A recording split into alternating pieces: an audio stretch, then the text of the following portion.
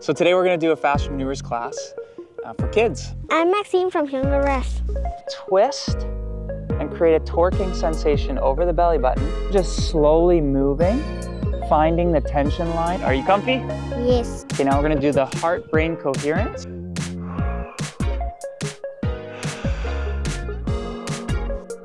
Creating that wringing out of like a towel sensation. It's all about...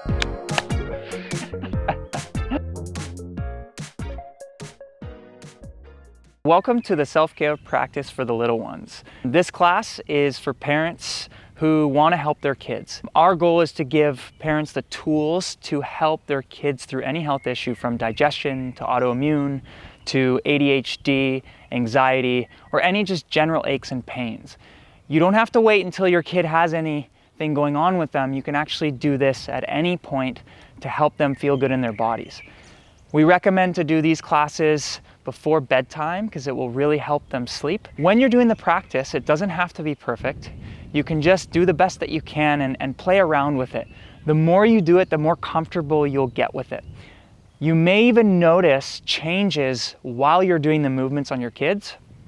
For example, they might have an emotion, they might get super energized or tired, or they might even start yawning through the class, which is a good sign that what you're doing is working. As you're working with your kid, you may even see changes in yourself because our children are connected to us emotionally and physically. I hope you enjoy this video. If you want to join the Parents Helping Children program, you can sign up in the link below and we'll see you in there. So lie on your back, Maxine. And we're going to start with the belly button torque. So this is one of the most powerful fascial maneuvers you can do. It's the connection to your mother and your father when we work on the belly button. Okay, so it's a little bit of a sensitive area, but we're gonna work on that to open things up. So you're gonna sit on the right side of your partner, and you're gonna ask for permission to work on the belly button because it's a very sensitive area. Is it okay if I touch your belly button? Mm-hmm. Okay, so on the belly button, I like to keep flat fingers just so that the nails don't push in. And I'm gonna push my right hand away from me, and I'm gonna twist and create a torquing sensation over the belly button. And then I'm going to hold it there while she breathes. You can hold it for about 1 to 3 minutes, and you'll feel the change.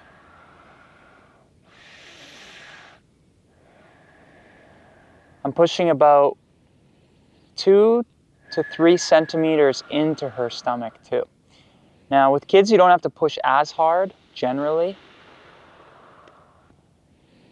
If your child is constipated, they may even go to the bathroom after this, especially if there's a lot of pressure in there. Okay, and when you feel it relax, you can just slowly unwind. How'd that feel? Good? So the next one we're gonna do is we're gonna open up the intestines or the ileocecal valve. So this is where all digestion occurs. You've got the small and large intestine. There's a little valve in there that can get blocked. Okay, so we're gonna open that up. So one of the things that I like to do is I like to pin with my left hand here on their right side. I'm gonna pin just above the hip, and then I'm gonna push the skin away and stretch it. It's gonna feel like a little bit of a burning, tearing sensation, or it might be a little bit uncomfortable, but this is really gonna help their digestion. You're just stretching the skin. You hold that for about 6 breaths.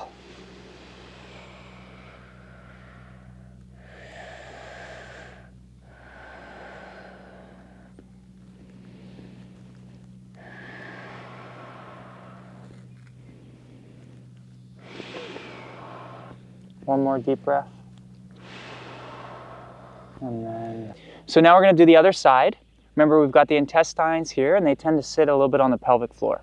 So just above the hip bone, you're going to pin your hand, and you've got the belly button there. So somewhere in between the hip bone and the belly button, you're going to put your other hand. And you're going to stretch the skin, so push it away. Almost like you're literally trying to stretch the skin.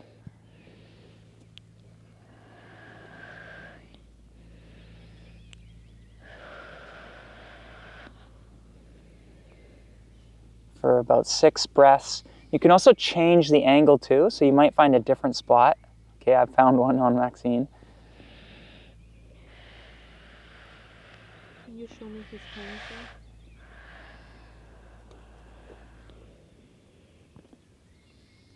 Kind of like from here. So for this one, we're gonna do a leg pull.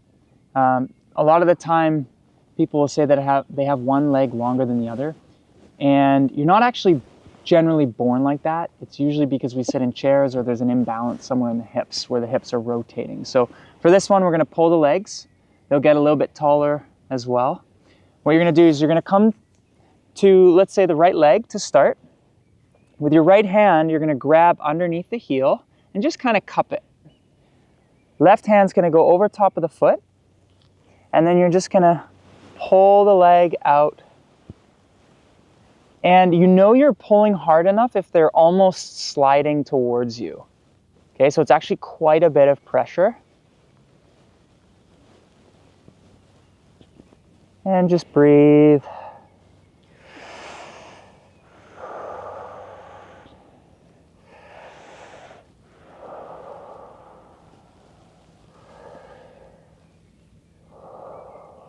Good, and what I like to do is I actually switch the foot over and I'll turn the foot inwards now, and I'll put my right hand over top of the foot and my left hand under the heel. So I'm switching hands so that I get a little bit of that internal rotation when you pull. There'll be different tension lines for different people. Sometimes internally rotated will be more effective. I was in a crack. Yeah. And as you're pulling and moving, I'm kind of just slowly moving, finding the tension line, and once I find it, I hold it there. Okay, you'll know where it is when you feel it.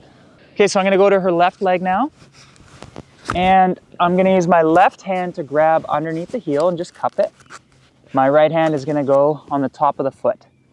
And now we're gonna just lean back and pull the leg. And you can see as I'm doing this, my arms are straight, so I'm not really using a lot of energy, I'm just leaning back. And I can slowly move my hips and my body over, and I'll feel for where the tension lines are for her. It's right there. And it's starting to relax. Good. Now we're going to turn the foot inwards, and I'm going to switch hands. So right hand is going to go on the heel now, and the left hand is going to go over top of the foot. And I'm going to turn the foot inward as much as I can and then lean back. And this is going to create that internal rotation again.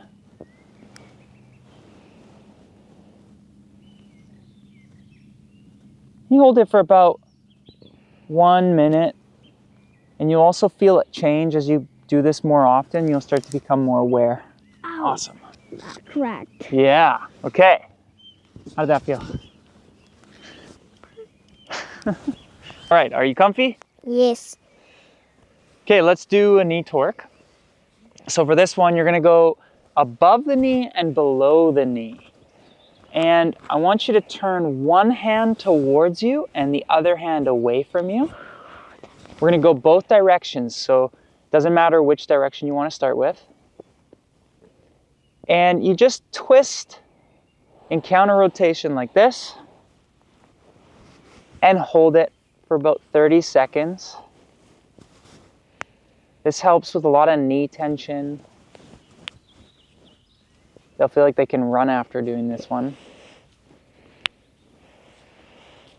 Okay, now we're going to do the other way. So my hands are going to turn opposite each other, switching directions.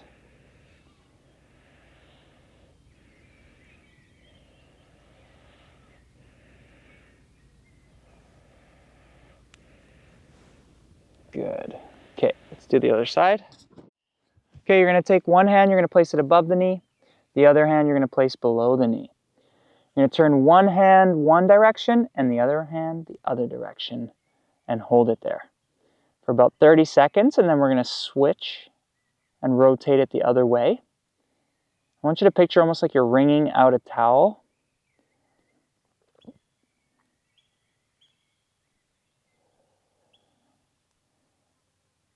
Make sure they breathe. Okay, now we're going to rotate the opposite direction. Switching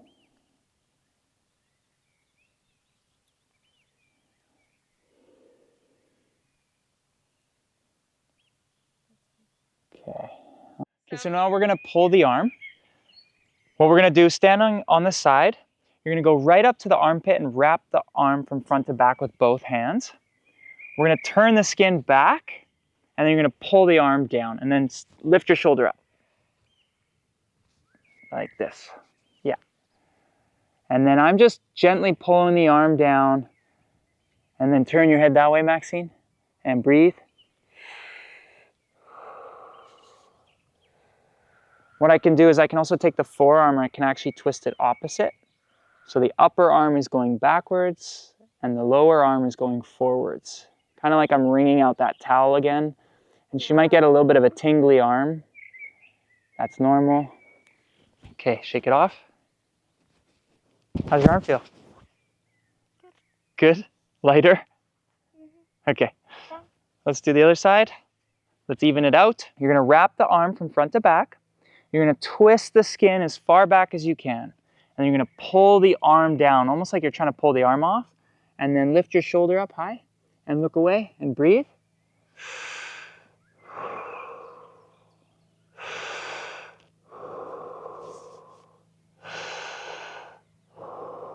In through the nose.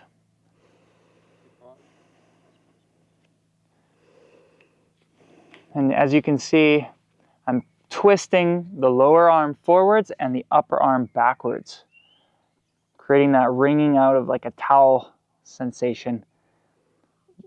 Okay. Whew.